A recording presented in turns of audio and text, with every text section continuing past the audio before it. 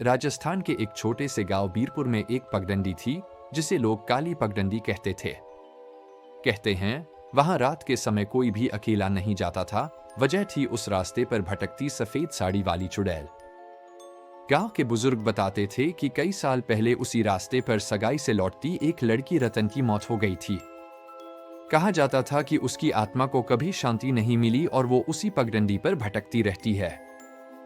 एक रात गांव का लड़का मोहन अपने दोस्त के घर से देर रात लौट रहा था।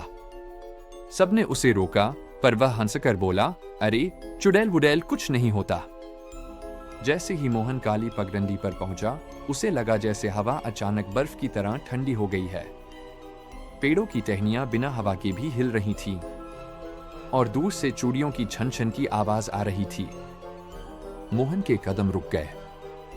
अचानक उसने देखा रास्ते के बीचों बीच एक औरत पूरी तरह सफेद साड़ी में लिपटी, उसके बाल जमीन को छू रहे थे और चेहरा ढका हुआ था।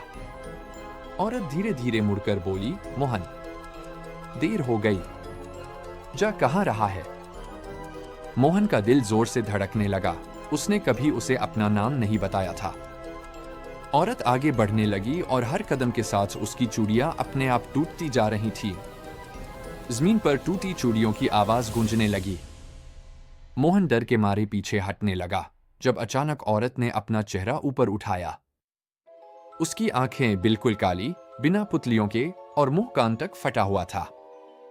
वो चिल्लाई, जो इस रास्ते पर अकेला आता है वो वापस नहीं जाता।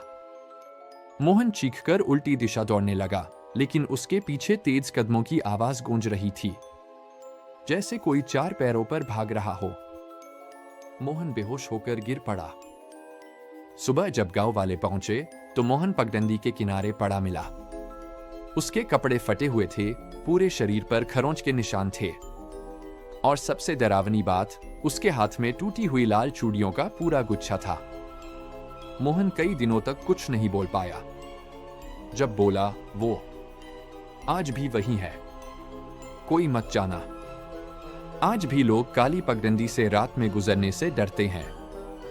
कई लोग कहते हैं कि रात में वहां से महिलाओं की हंसी, टूटती चूड़ियों और दौड़ते कदमों की आवाजें आती है।